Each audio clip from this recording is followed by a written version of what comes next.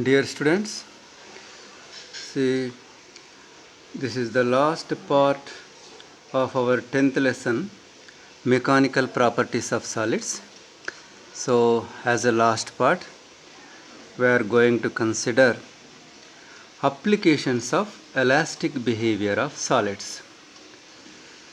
See, first one, all engineering designs require precise knowledge of elastic behavior of materials. Second one, while designing a building, the structural design of the columns means pillars, beams. See, pillars are vertical constructions and beams are horizontal constructions. And supports require knowledge of strength of materials. Why beams used in construction of bridges have a cross section of the type I? Why a heap of sand or a hill have a pyramidal shape? So we can have answers to these questions with the knowledge of elastic behavior of materials, especially to construct a building, pillars, beams. We need the knowledge of elastic behavior of materials. So, considering some examples, we can understand that very well. So, one after another, let us consider the examples. First one, cranes used for lifting and moving heavy loads from one place to another have a thick metal rope to which the load is attached. The rope is pulled by using pulleys and motors. Suppose we want to make a crane which has a lifting capacity of 10 tons. How thick should the steel rope be? See, now you are having a crane and you want to lift a load of 10 tons. So for that purpose you need a metal rope and you immediately make an order to the manufacturing unit specifying your requirements. So we want to lift a load of 10 tons. So we want a rope to lift that. So immediately what the manufacturer does, let us see. So immediately what the manufacturer does, okay, you want a metal rope. Which metal I must use? So here he selects first the metal. First he selects the metal. Say it is mild steel. Mild steel. So once you select the metal, from table you can have its Young's modulus or any data. You can have the data. Okay, first the metal is selected. Afterwards, see mass. What is the mass? Mass is 10 tons. 10 ton. 1 ton is equal to 1000 kg. You know 100 kg is a quintal and 1 ton is 1000 kg. So now what we do? The mass is expressed in terms of kg. So you want to lift a load of this much mass. So what a manufacturer does, so your requirement is 10,000 kg, but a manufacturer will have a margin of safety. figure of safety. The words they use, figure of safety, that is called FOS, or another name they use is margin of safety. See, once you order for 10 ton, he doesn't prepare the steel rope exactly for 10 ton. Whatever you express your requirement, to that he considers 10 times. So mass considered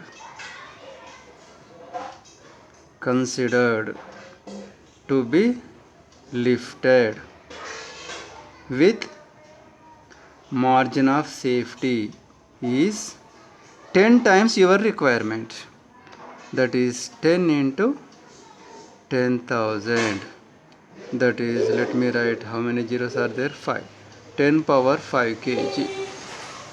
So he takes this much mass. Now load or weight, its weight will be 10 power 5 into g value. Let us take the g value as 10 meter per second square. So that 10 power 6 Newton. So the load has come. So he prepares a steel rope to bear this much weight. Okay. Now stress. He writes a formula for stress. Here the stress is nothing but a longitudinal stress. Stress is equal to force by area. Force is 10 power 6. Area, the thickness of the rope should be determined. Therefore, let me write here, force is 10 power 6 Newton, area I don't know, stress. So here I should write the stress value because I have selected the metal mild steel. Okay, now let us go to the data table. So from the table, which value I should select? Is it Young's modulus or anything else? See, let us go to the table.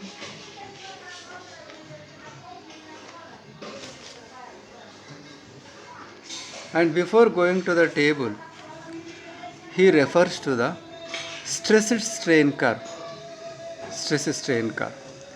See here, this is the origin, A is the proportionality limit and B is the yield point. So our metal is elastic only up to yield point. After yield point it becomes plastic. Now you are selecting mild steel and that is carrying loads. After carrying load, should the steel rope regain its original length or not? Yes, after carrying loads, it must regain its original length. It means it should have its elasticity. It should not become plastic after carrying the loads.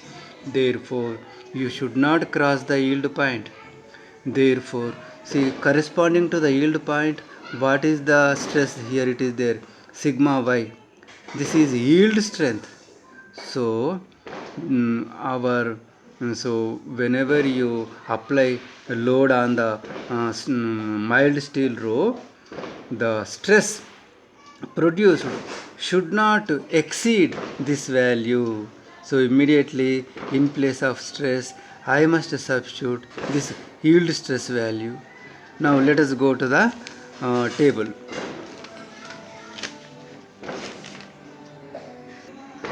Now look at the table here. Substance. What is our substance? Steel. This is Young's modulus. This is elastic limit. See, steel 30. The elastic limit, the yield point, sigma y value. This is sigma y. Yield strength. How much is there for steel? 30 into 10 power 7 Newton per meter square. So 30 into 10 power 7. Okay. Okay. I have written against stress, because my stress here should not exceed this value. If I for the maximum value of this stress, I should select the corresponding cross section area of the steel rope. Okay, so I write here area.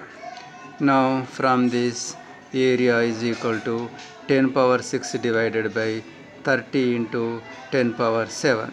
So dividing this, I get 3.3 into 10 power minus 4 meter square, or this is equal to 3.3 centimeter square. So the cross sectional area must be this much. Now see, the cross section of the rope is circular. Therefore in place of pi, I write pi r square. Pi r square is equal to 3.3 centimeter square. See, our pi value is 3.14 into r square is equal to 3.3 centimeter square. See, if you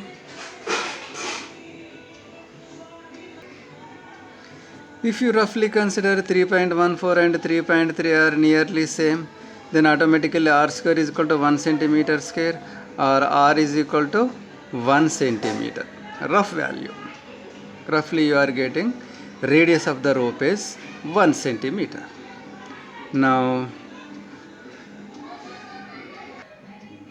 sorry, it is 33.3. 33.3. Now here we get 33.3 divided by 3.14 cm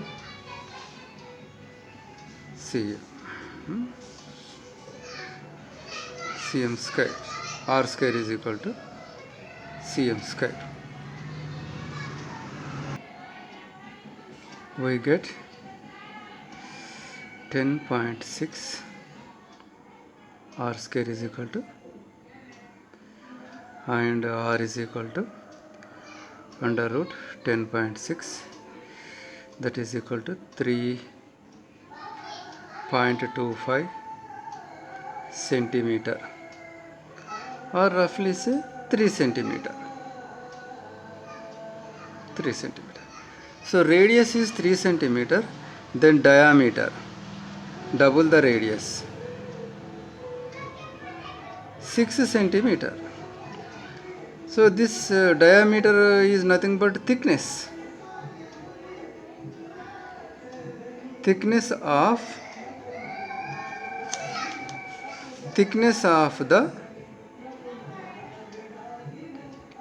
of the rope. Now you see, now the manufacturer should prepare a rope made of mild steel with 6 centimeter thickness. 6 centimeter thickness means that itself becomes a rigid rod. Can a rigid rod pass over a pulley? It cannot. That's why, what does the manufacturer do? He prepares wires of very small diameter which are flexible, and he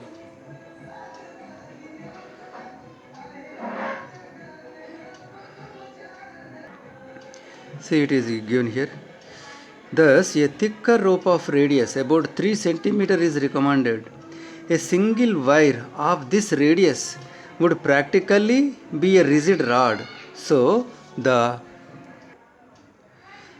ropes are always made of a number of thin wires braided together like in pigtails for ease in manufacture, flexibility and strength. So this is the first application.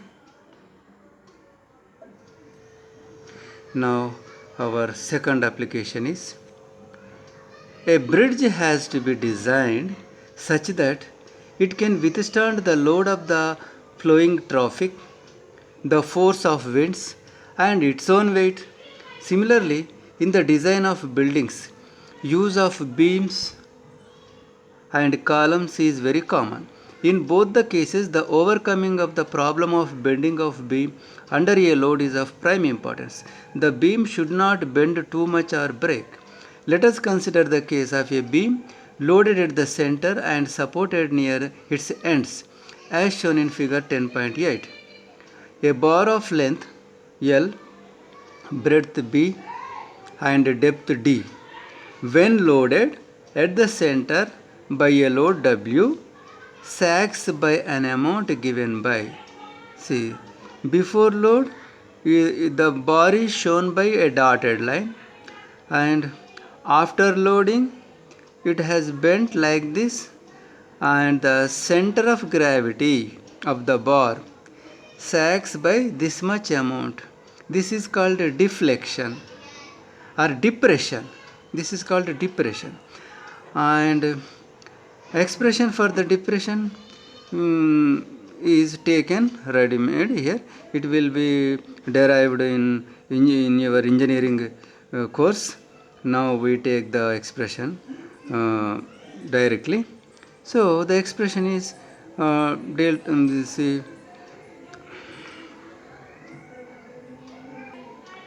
depression is equal to W L cube by 4 BD cube Y. Y is Young's modulus. Okay. Now, see, the depression is depending on load, length of the bar, breadth of the bar, depth of the bar, and Young's modulus of the material. See, on these factors it is depending. So, but here, to reduce the bending, see here, see, this depression is directly proportional to numerator terms and inversely proportional to denominator terms. First, let us consider the numerator terms. Usually we want the depression as less as possible. So, if the depression must be less, the numerator terms must be less. That is load. The load of the vehicles passing over the bridge must be less. That's why you can see over the traffic signal it will be written there. The load of the lorries should be below this much, like that. The load will be mentioned before a bridge comes. Okay.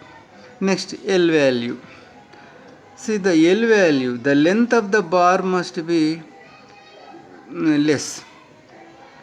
But how it is possible? See, when we go from Nizamabad to Basar or from Basar to Nizamabad, we have to cross the river Godavari, and over Godavari, see, the width of the Godavari river is very large. Can you order a manufacturer to prepare a bar of single length? No. So if you take, then length becomes very large, and if length becomes very large, here the depression also becomes very large. That's why what they do there, see, from this end to that end they construct several pillars.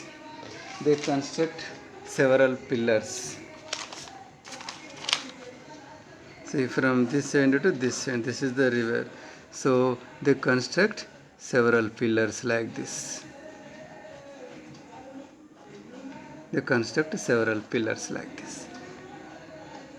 pillars. Over the pillar, the beams are placed. Over the pillars, the beams are placed like this. See, now the length of the beam is made short. From this end to that end, you are not putting a single, you are not placing a single bar. See, you have divided the distance into several short distances by making use of the pillars, and now the beam length is made small. Okay. Now, so of course W, there is a definitely a limit is placed, and that is mentioned on the traffic signal, and this is over, and this is made small by making use of pillars. Okay. Now let us go to the denominator terms. See, the depression is inversely proportional to the denomination terms. So if depression must be less, the denominator terms must be more. Okay. First, what is their breadth? So breadth of the bar must be more, then only the depression will be less. Okay. Next, d value. D value must be more. Next, y. Y value must be more. Young's modulus must be more. Okay. Generally here we make use of material having large Young's modulus only. The material chosen will be that will have the large Y value only. About that you need not worry. So only the things to be considered is breadth and depth of the beam. Breadth and depth of the beam. See here,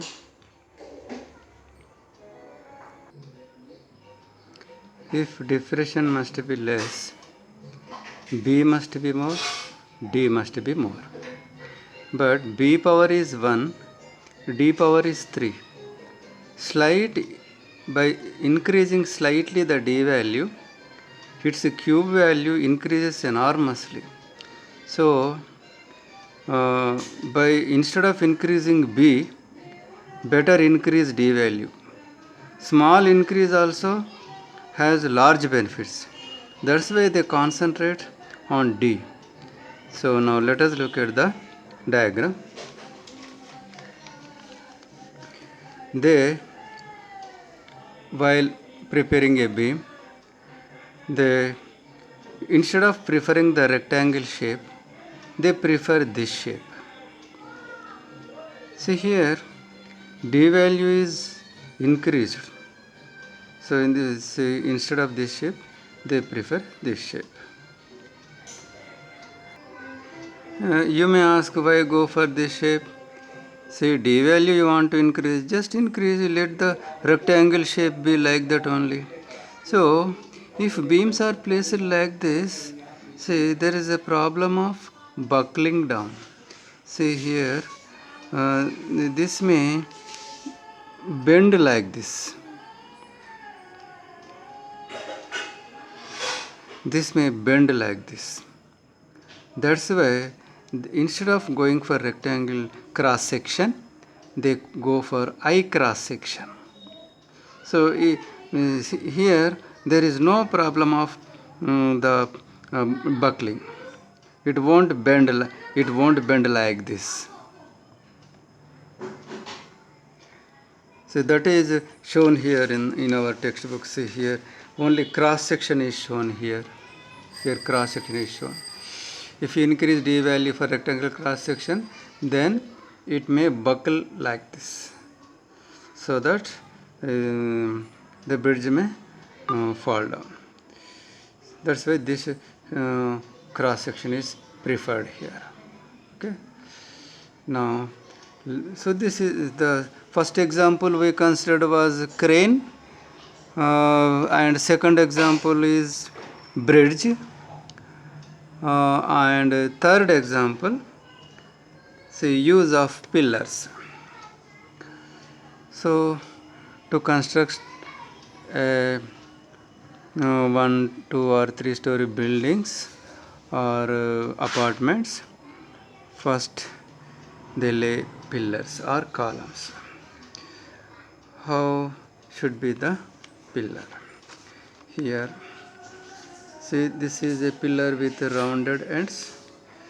This is a pillar with distributed ends. At this end and at this, its cross-sectional area is a little bit extended. So, which is safer? So, compared to this is safer. The reason is see again the problem of buckling. If you take such pillars, there is a problem of buckling. So, to avoid that, the pillars with extended the distributed ends are preferred. The last example in our textbook considered is why the mountains, the height of mountains doesn't extend 10 kilometers. In the world, anywhere you take any mountain, its height is below 10 kilometers, and using the principle of our mechanical properties of solids, so far we have considered stress, strain and elastic moduli. So making use of all this knowledge, we prove that no mountain can exceed the height of 10 kilometers. And in this here only we prove why a heap of sand is in the pyramid shape, why shape of a mountain is a pyramid. For that also we got answer, making use of the elastic behavior of solids. Suppose we are pouring sand over a ground. See, all of you see the shape of the sand will be a pyramid. But once you go on pouring sand, just not only the height but the width also increases, and the height doesn't increase indefinitely. See actually what is happening. In addition to the height is limited by increasing the width. Why this is happening? See here, this is a pyramid shape. In the between, the height is highest. See, this sand heap will exert pressure on the ground, but the pressure exerted on the ground is not uniform. See here, height is large, therefore if height is large, pressure will be more. So here suppose pressure is 100 units. From here to here height is decreased. So here the pressure exerted is only 80 units. Here only 60 units. Here only 40 units. Here no height means 0. So in this way the pressure is not uniform. As you move from center point to sideways, the pressure is getting decreased. The pressure is getting decreased. You know very well a fluid. Fluid means liquids and gases are collectively called as fluids. You know very well a fluid moves from high pressure region to low pressure region. See here, these are the sand particles. They behave like a fluid, and if you pour sand, because of the pressure difference, the sand poured here, see here, they moved sideways. This moves sideways, so that the height is always limited. It cannot increase. You cannot keep the width constant, and you cannot make the height only to increase. That is not possible. Because of the pressure difference, the sand moves from high pressure region to low pressure region. So in this way see the stress, see here, this produces normal stress, and because of the pressure difference, shear stress is also produced, so that the sand particles are moved sideways. The sand particles are moved sideways from high pressure region to low pressure region. So in addition to normal stress means what? Stress perpendicular to the surface is called normal stress, and stress parallel to the bottom surface is called shear stress. So in this case there is normal stress as well as shear stress. So because of the shear stress only, the height is limited and the width goes on increasing. At the bottom of a mountain of height h, the force per unit area due to the weight of the mountain is h rho g, where rho is the density of the material of the mountain and g is the acceleration due to gravity. The material at the bottom experiences this force in the vertical direction. So the stress will be normal stress. And the sides of the mountain are free. Therefore, this is not a case of pressure or bulk compression. When we considered the third type of stress, that is the hydraulic stress or volume stress, see, we have taken a container. In that container you have taken a water, and in that you have taken a solid body. So on that, because the liquid, the fluid exerted pressure from all sides like this. But here, see, but here in case of mountain, only the bottom surface is fixed, but the sideways are free. But here the sides are also fixed, and around that fluid is there. But here it is not like that. So the sides are free. Therefore, we cannot consider it as bulk compression. So there is a shear component. There is a shear component. So here, so see, this is our mountain is having some weight, and that weight is weight means nothing but gravitational force, and that gravitational force is working, that is a working at 90 degrees on the bottom surface, and that produces normal stress. But the h is not same. As you move sideways, the height is decreasing. If height decreases, pressure also decreases. Pressure also decreases. So the bottom surface, the earth surface is not under uniform pressure. Here pressure less, here pressure less. Therefore, if it is a fluid, the fluid moves from high pressure area to low pressure area. But this is a solid. Therefore, here, in addition to the normal stress, shear stress comes into play. So normal stress is at 90 degrees to the bottom surface, and shear stress is parallel to the bottom surface. So here shear stress also comes into play, and its component, see here what is given, there is a shear component approximately h rho g itself. Now the elastic limit for a typical rock is this much. Equating this to h rho g with density of rocks, this value gives, see here, h rho g is equal to, see, this is pressure, and for a rock the elastic limit is yield point. Yield point of a rock is this much, 30 into 10 to the power of 7 Newton per meter square. Elastic limit for a typical rock, this much. And here h rho g. Density of rock is given, that is substituted g value, here substituted 10. See, h is equal to this divided by h and the rho and g, rho and g value. So you got h value as 10 kilometers. So in this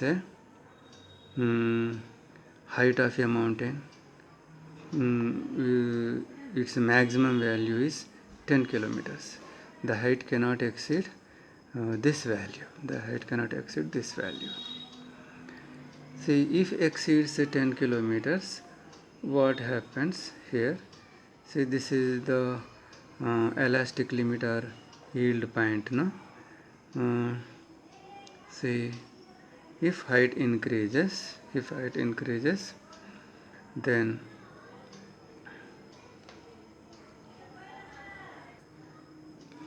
in the stress strain curve you cross the yield point. When you up to yield point only, a material is elastic, and beyond yield point it is plastic. So the rock may melt into, and it moves sideways. May it becomes a fluid, and a fluid moves from high pressure area to low pressure area. So it may melt, and the molten rock moves sideways. Then again that comes down. So in this way, then also the height is controlled. So it doesn't go up to that point. Initially only the rocks roll to the sideways, just like in case of a sand heap, and the height is always maintained.